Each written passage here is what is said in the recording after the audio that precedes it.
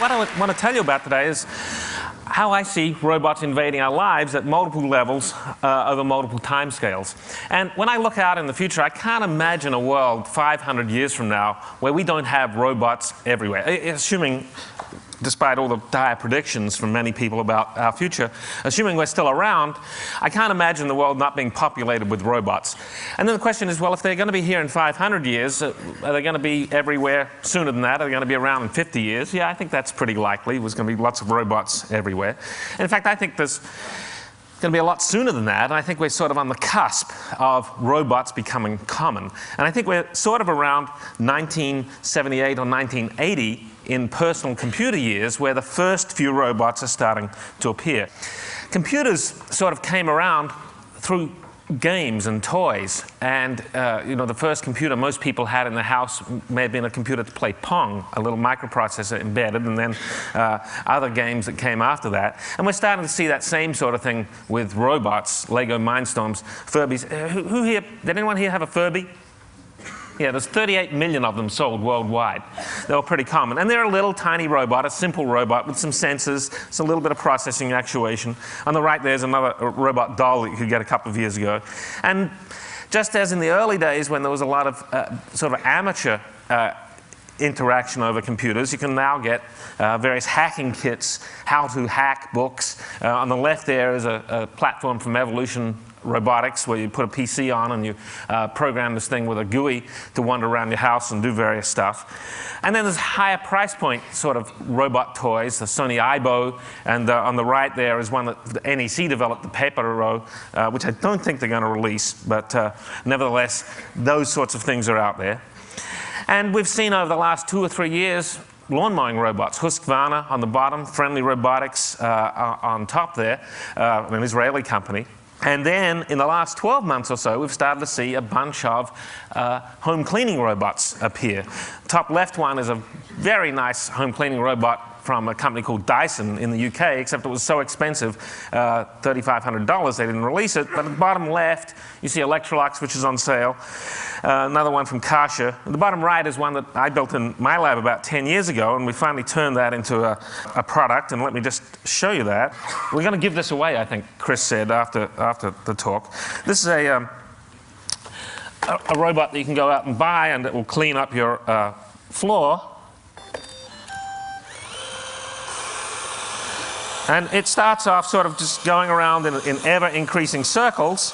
If it hits something, can people see that? Now it's doing wall following. It's following around my feet to clean up around me. Actually, let's... oh, who stole my Rice Krispies? They stole my Rice Krispies.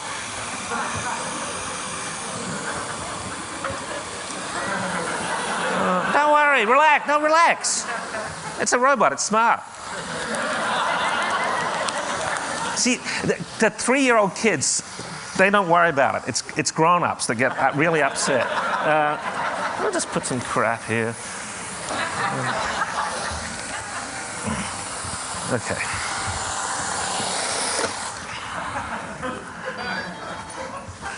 I don't know if you see, so I put a bunch of Rice Krispies there. I put some pennies. Let's just shoot it at that, see if it cleans up.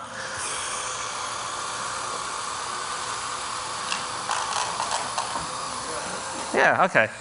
So, we'll leave that for later.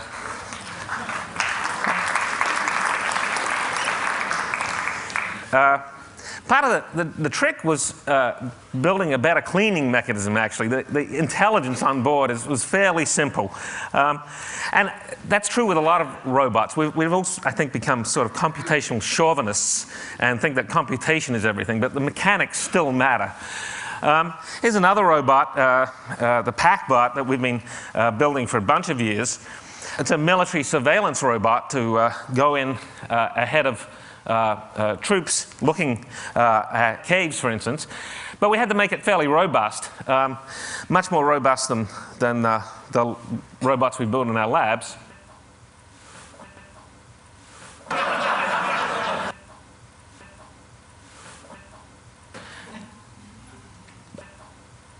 On board that robot is a PC running Linux. It can withstand a 400G shock. The robot has local intelligence, can flip itself over, can get itself into communication range, can go upstairs by itself, etc.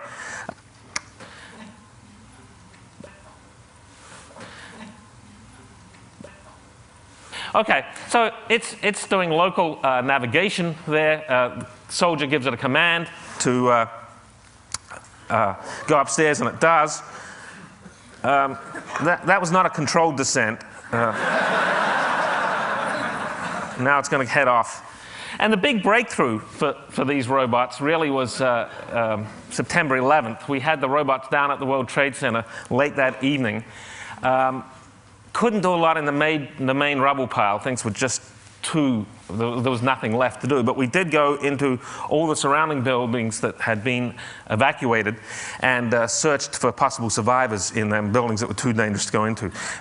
Let's run this video. Battlefield companions are helping to reduce the combat risks.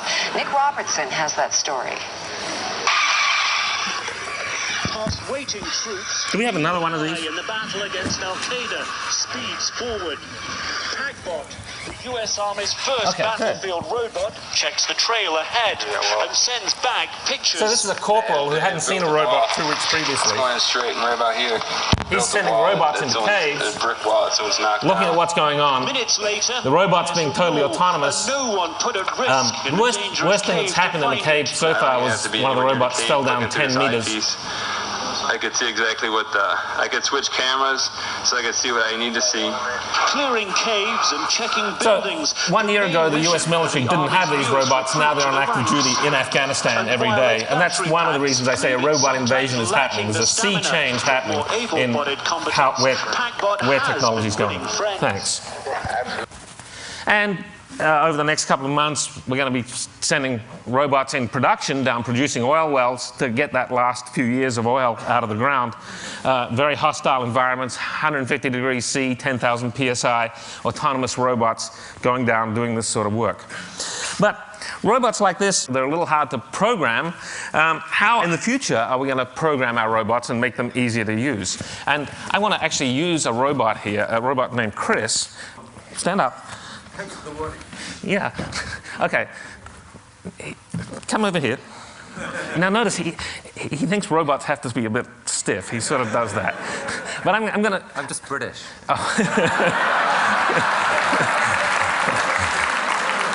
I'm going to show this robot a task. It's a very complex task. Now notice he nodded there. He was giving me some indication he was understanding the flow of communication. And if I'd said something completely bizarre, he would have looked askance at me and regulated the conversation. So now I brought this up in front of him. I looked at his eyes, and I saw his eyes looked at this bottle top. And I'm doing this task here, and he's checking up. His eyes are going back and forth up to me to see where I'm looking at, so we've got shared attention. And so I do this task, and he looks to me to see what's happening next. And now I give him the bottle, and we see if he can do the task. Can you do that? Okay, he's pretty good. Yeah, good. I didn't show you how to do that. Now see if you can put it back together. And he thinks a robot has to be really slow. Good robot, that's good. So we saw a bunch of things there. We saw when we're interacting, we're trying to show someone how to do something. We direct their visual attention. The other thing communicates their internal state to us, whether he's understanding or not, regulates the social interaction. There was shared attention, looking at the same sort of thing, and recognizing socially communicated reinforcement at the end. And we've been trying to put that into our lab robots because we think this is how you're going to want to interact with robots in the future. I just want to show you one technical diagram here. The most important thing for building a robot that you can interact with socially is its visual attention system, because what it pays attention to is what it's seeing and interacting with, and what you're understanding what it's doing. So in the videos I'm about to show you, you're going to see a visual attention system on a robot which has it looks for skin tone in HSV space, so it works across all human colorings. It looks for highly saturated colors from toys, and it looks for things that move around, and it weights those together into an attention window, and it looks for the highest scoring place, the stuff where the most interesting stuff is happening, and that is what its eyes then saccade to. and it looks right at that. At the same time, some top-down sort of stuff might decide that it's lonely and look for skin tone, or it might decide that it's bored and look for a toy to play with. And so these weights change. And over here, on the right, this is what we call the Steven Spielberg Memorial Module. Did people see the movie AI? Yeah, it was really bad. But remember especially when Haley Joel Osment, the little robot, looked at the blue fairy for 2,000 years without taking his eyes off it? Well, this gets rid of that, because this is a habituation Gaussian that gets negative and more intense as it looks at one thing, and it gets bored, so it will then look away at something else. So once you've got that, and here's a robot, here's Kismet, looking around for a toy, you can tell what it's looking at. You can estimate its gaze direction from those eyeballs covering its camera, and you can tell when it's actually seeing the toy. And it's got a little bit of an emotional response here. But it's still going to pay attention to if something more significant comes into its field of view, such as Cynthia Brazil, the builder of this robot from the right. It sees her, pays attention to her. Kismet has an underlying three-dimensional emotional space, a vector space of where it is emotionally, and at different places in that space, it expresses. Can we have the volume on here? Can you hear that now out there? Do you really think so? Do you really think so? So it's expressing its emotion through its face and the prosody in its voice. And when I was dealing with my robot over here, Chris the robot was measuring the prosody in my voice. And so we have the robot measure prosody for 4 basic messages that mothers give their children pre-linguistically. Here we've got naive subjects praising the robot. Bien sûr. Nice robot.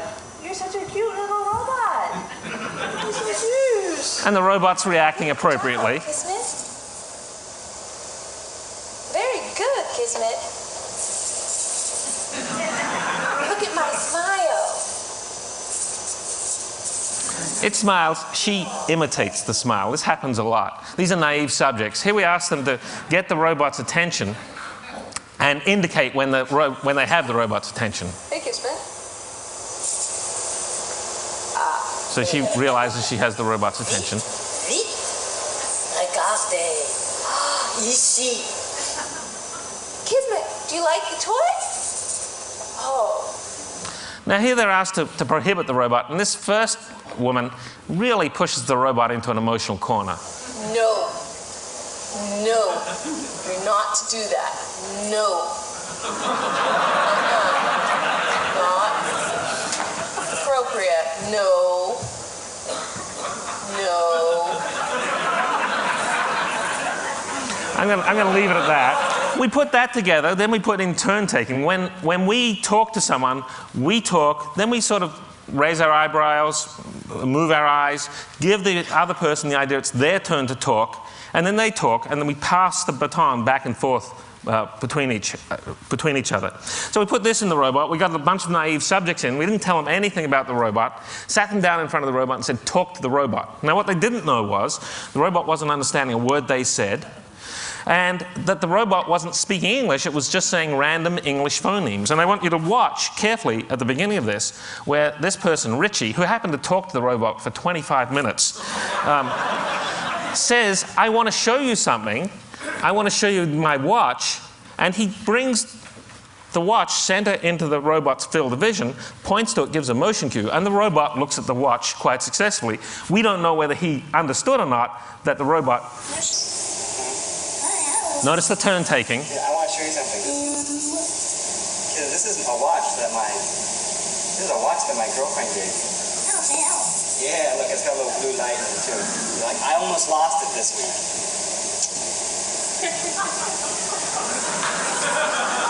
So it's making eye contact with him, following his eyes, and they successfully have that sort of communication.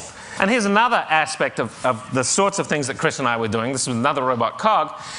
They make eye contact, and then when Christy looks over at this toy, the robot estimates her gaze direction and looks at the same thing that she's looking at. So we're going to see more and more of this sort of robot over the next few years in labs. But then the big questions, two big questions that people ask me are, if we make these robots more and more human-like, will we accept them? Will they need rights eventually? And the other question people ask me is, will they want to take over? And on the first, this has been a very Hollywood theme with lots of movies. You probably recognize these characters here, where in each of these cases, the robots want more respect. Well, do we ever need to give robots respect? They're just machines, after all. But I think, we have to accept that we are just machines, after all. That's certainly what modern molecular biology says about us. You don't see a description of how, molecule A, comes up and docks with this other molecule, and it's moving forward, propelled by various charges, and then the soul steps in and tweaks those molecules so that they connect. It's all mechanistic. We are mechanism. If we are machines, then in principle at least, we should be able to build machines out of other stuff which are just as alive as we are. But I think for us to admit that, we have to give up on our specialness in a certain way. And we've had to retreat from specialness under the barrage of science and technology many times over the last few hundred years at least. 500 years ago, we had to give up the idea that we were the center of the universe when the Earth started to go around the sun. 150 years ago, with Darwin, we had to give up the idea we were different from animals. And to imagine, it's always hard for us. Recently we've been battered with the idea maybe we didn't even have our own creation event here on Earth, which people didn't like much. And then the Human Genome said maybe we only have 35,000 genes. And that was really, people didn't like that. We got more genes than that. We don't like to give up our specialness. So, having the idea that robots could really have emotions or that robots could be living creatures, I think is going to be hard for us to accept, but we're going to come to accept it over the next 50 years or so. And the second question is, will the machines want to take over? And here, the standard scenario is that we create these things, they grow, we nurture them, they learn a lot from us, and then they start to decide that we're pretty boring, slow. They want to take over from us, and for those of you who have teenagers, you know what that's like. But Hollywood extends it to the robots, and the question is, will someone accidentally build a robot that takes over from us? And that's sort of like this lone guy in the back garden. I accidentally built a 747. I don't think that's going to happen, and I don't think we're going to deliberately build robots that we're uncomfortable with. They're not going to have a super bad robot. Before that has come to be, a mildly bad robot, and before that a not so bad robot. And we're just not going to let it go that way. So I think I'm going to leave it at that. The robots are coming. We don't have too much to worry about. It's going to be a lot of fun, and I hope you all enjoy the journey over the next 50 years.